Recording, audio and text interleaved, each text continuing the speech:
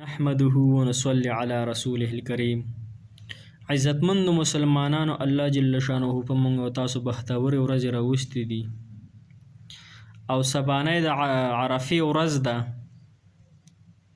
جمعې ورځ، او د عرفې د ورځې د روجې ډېر ثواب راغلی، ډېر فضایل راغلي. عزتمندو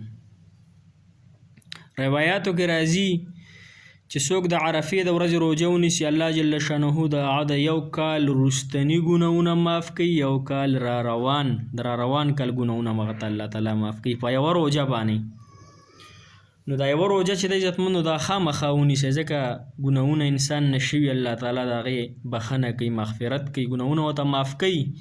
یوه روجه ونیسئ، دومره سخته به نه انشاءالله العزیز، ګرمي هم ده، خو په دې یوه روجه باندې به الله تعالی موږ ته ډېر اجر راکړي او ګناهونه به الله تعالی موږ ته معاف کړي. او بل روایت کې راځي چې 1000 روجو ثواب الله تعالی ته ورکوي. کوم انسان چې د عرفې د ورځې روجه ونیسي، د 1000 روجو ثواب الله تعالی ته ورکوي. تقریبا څه کم بیش 3 کاله راځي چې 3 کاله دی لکه روجې ونیسي، دونه ثواب الله تعالی ته ورکوي.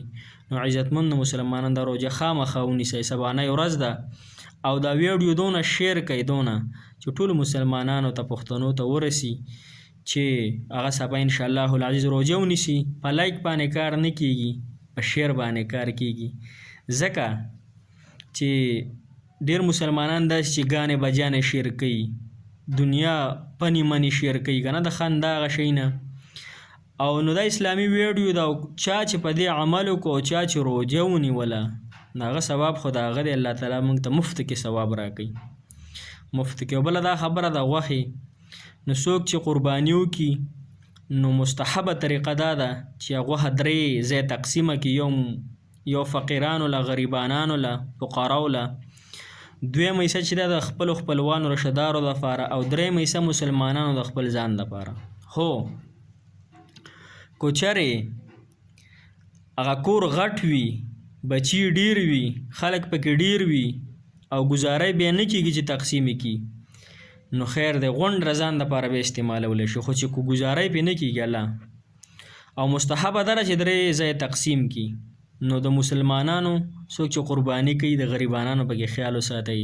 د چم ګاونډ چې کوم غریبانان دي، قرباني نه کېږي، ځکه چې دا کال پس د اختر راځي، دغې ته سترګي چې دا غوښه وخوري. او بله دا خبره چې دا سبا انشاءالله، سبا د عرفې ورځ ده، بله د اختر ورځ ده، د غټ اختر د خیالي په ورځ. او سبا د سعودي عرب کې نورو ملکونو کې کوم چې اسلامي دغه عربي ملکونه دي، کې سبا اختر دی.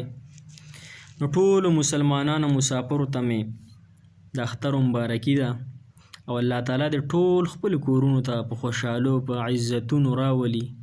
کم مقصد دپاره چې دوی تلي، خپلو بچو دپاره تلي دي، خپلو بیبیانو دپاره تلي دي، خپلو زامنو دپاره تلي، خپلو لوڼو دپاره تلي، الله تعالی د هغوی حامی او ناصر شي. او الله تعالی د 4 واړو طرفونو نه د هغوی د غونډو مسلمانانو او خاص کر د مسافرو حفاظت وکړي. انشاءالله العزیز موږ ته هر مازدیګر مونځ نه پس ماشومانو باندې سورت یاسین ختم کومه، خاص کر مسافرو دپاره چې الله تعالی ټولو مسافرو مدد او نصرت وفرمایي. وره دا خبر مسلمانانو دا ویډیو شیر کړئ، ځکه چې سبانۍ ورځ ده. نو که چا یوه روجه هم ونیوله ستاسو په یو شیر که نه، نو تاسو ته به الله تعالی ډېر اجر درکوي. دا ویډیو دونه شیر کړه چې غونډو پښتنو ته ورسي. او بله یو ګزارش کوم، عرض کوم، خفه کېږئ مه تاسو.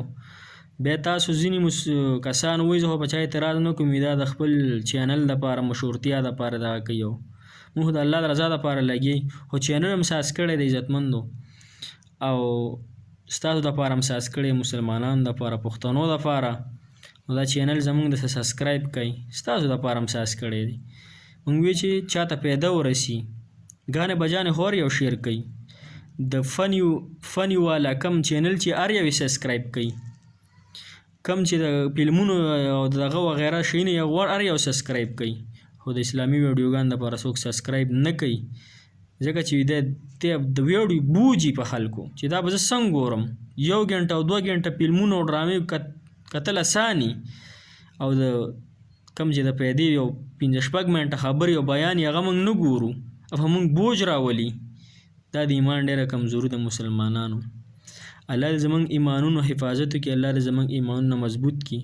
خو دا چینل هم ساس کړی مولانا محمد پایاز په نوم باندې زما خپل چینل دی، دا سبسکرایب کړئ د الله د رضا دپاره.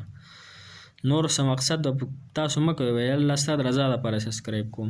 او دا ویډیو ډېره ډېره شیر کړئ. صحیح ده، الله د ټولو حافظ او ناصر شي.